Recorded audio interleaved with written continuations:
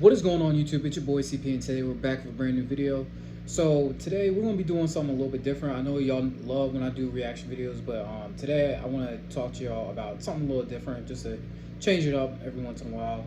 So this is something I've never done before on this channel, but I want to talk to you guys about fantasy football.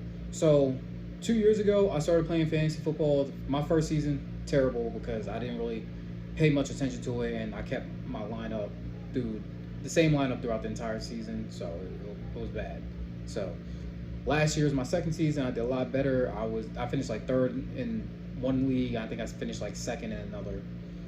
But either way, but fantasy football. I know a lot of y'all have drafts coming around the corner if they haven't already. So I decided to give y'all some tips, just in case y'all hear some background noise. One of my neighbors, he's blasting music, and these walls are pretty thin. Also, you might hear my fan because the AC in my room does not work. I don't know why it doesn't work. It just stopped working the other day, and we've been struggling over here. So I have my fan blowing on me right now to help keep me cool. But anyway, yeah, I just wanted to talk to y'all about fantasy football. If you're new to it, if you've been doing it for a little while and you're still trying to figure out some ways to get better at it, whatever your case is, or maybe you're a long-time fantasy football veteran and you just want to see some fantasy football content. But first things first, so when you're creating your team and you get your first pick, a lot of people, they go for a receiver or a quarterback. A lot of times it's a quarterback. And there's nothing wrong with that, but you gotta know like who you're drafting. So for example, say you're getting Patrick Mahomes. All right, cool. Everybody know Patrick Mahomes is going to be that guy that puts up 300 yards every game. Cool. Now, if you do pick up Patrick Mahomes, don't just try to get Travis Kelce, because first of all, Travis Kelce more like is not even going to be available after you pick up Mahomes. But don't try to pick up Travis Kelce and then try to basically pick up the whole Chiefs offense. That's one thing. Don't try to pick up your entire team, whether it's your favorite team or a team that you think is really good. Don't try to pick up that entire team's offense. Don't do it, because then when they have a bad game or they lose, you're hurting yourself with points. I feel like y'all can hear the music and it's a little distracting, but I'm gonna try to ignore it. But yeah, anytime you fill your entire roster with one team, that's gonna hurt you, because you gotta think about it. If one guy's getting the ball the entire game, like Travis Kelce, he's gonna be the type of person that's gonna put up at least 15 points every single game. But then it's like, okay, you're getting points for Mahomes and Kelce, but everybody else only getting 5 or 6 points. That's really gonna hurt you. But if you get like Patrick Mahomes and then AJ Brown at one receiver and then maybe Darren Waller at your tight end, those are going to be guys that put up points for you, because you're not worried about how well one team is doing. You have other teams that could be doing well together, and that's getting you points. So basically what I'm trying to say is, first things first, don't fill your roster with just one team, whether it's your favorite team or a team that you think is good. Don't do it. Stay away from that. Another thing is, do not, and I'm telling you, do not try to get a really good quarterback and a really good receiver from the same team. This is why. Because when you stack your quarterback and a receiver from the same team, that means you really got to just rely on that quarterback throwing to that receiver. And granted, you're going to get points for the quarterback and you're getting all the passing yards. Here's a smarter option. Instead of stacking the quarterback and receiver, you should stack the quarterback and that team's running back. But you got to find a good team. So you don't want to get a team that has a really good quarterback, really good receivers, and then stack with a team that doesn't have a really good running back.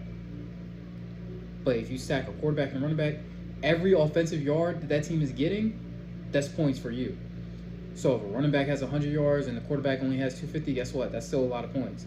If the quarterback has 400 yards and the running back has 50 rushing yards, still a lot of points. So don't stack a quarterback and receiver, stack your quarterback and your running back. That way every offensive yard, that's going to you. Because whether they hand the ball off to a running back or the quarterback throws a pass, points. So just keep that in mind.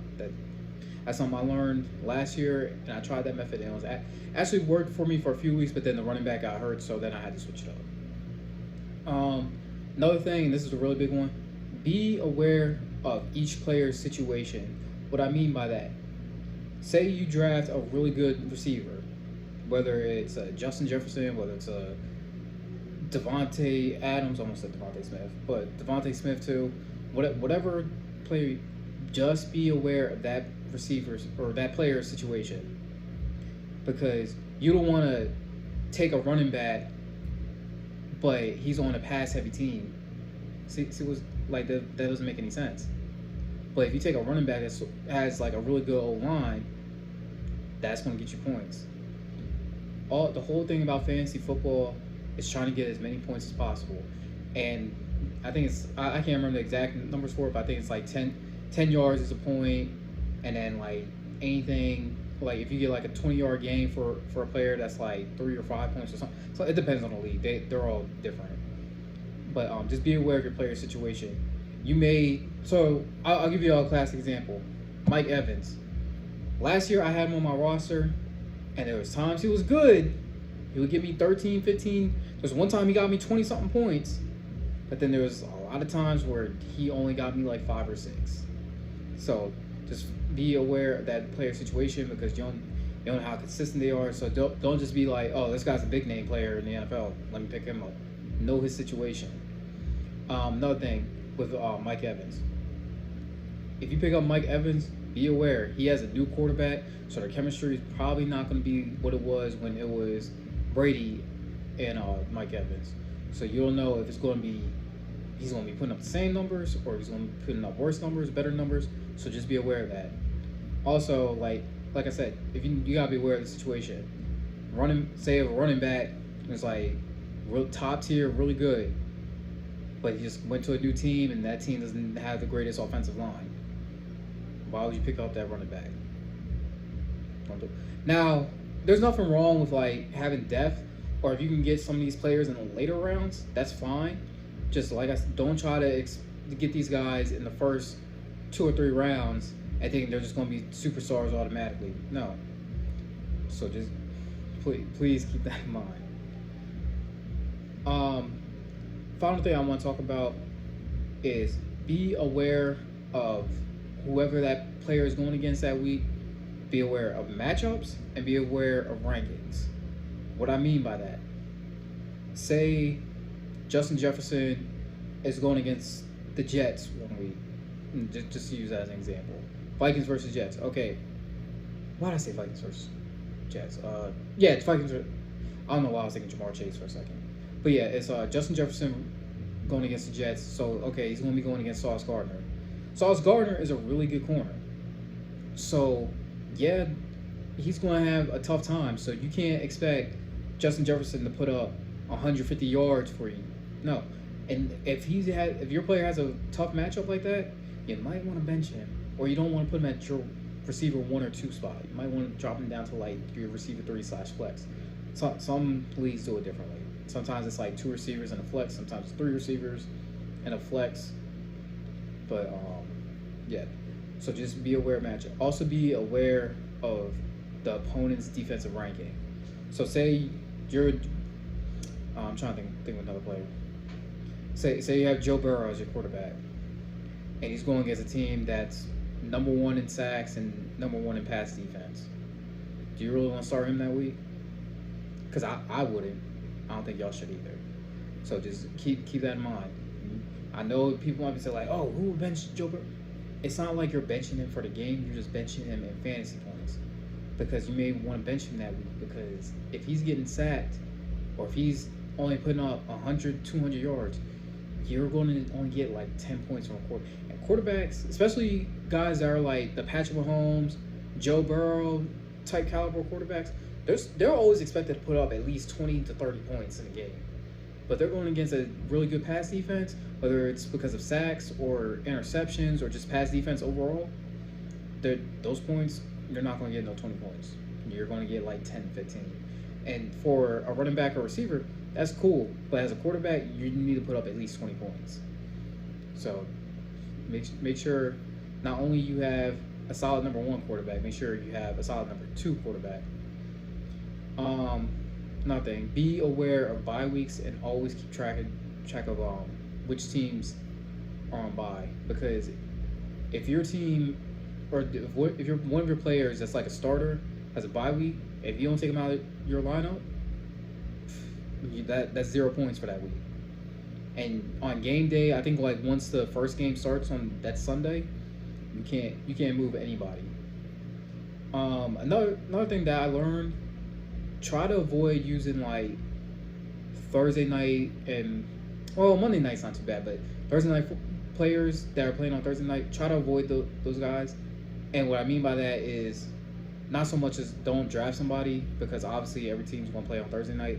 But for that week, whoever's playing on Thursday night, try to take them out of your lineup, because if they do bad, then that person is locked in there even throughout Sunday. You can't change them out until I think Tuesday. Yeah, Tuesday, because it's Monday Night Football. So you gotta sit there and hope, like, oh my God, I hope my team picks up the slack from. So always try to make sure your lineup is playing on either Monday night or Sunday night. Don't try to, or not Sunday, but Sunday in general. But don't do too many on Monday night either, because if you have a bunch of guys on Monday Night Football, then it's kind of a toss up, because it's like, it depends on what the rest of your team does. Like, so the rest of your team puts up a total of 100 points, and then you have two more guys to play on Monday night, and like you're in like a really close battle. Like, say the person you're going against that week has like 90 points, and they have somebody on Monday Night Football. You don't know. So that's why normally I have my lineup is everybody plays on Sunday, so I'm getting the points not all at once, because I know that games break up. Like, there's a first set of games that's at 12 o'clock Central Time. I'm going off Central Time. 12 o'clock, then it's like the 3 o'clock, 3:30-ish games, and it's the 7 o'clock. But like I said, try not to do Thursday night players. Also, you can do Monday night, just be cautious of it. Like, if you're going to have a player that's on Monday night, make sure it's like your kicker or your flex. That's pretty much it. Or even your defense or your special teams. Make sure it's not somebody that's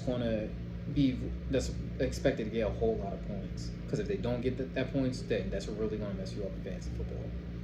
So, but anyway, that's all I got for y'all. Let me know if y'all enjoyed this video. Make sure you leave a like. If you have any questions, or if there's anything that you would like to put down in the comments that I may have missed, go right ahead and do it, and I'll see you guys next time.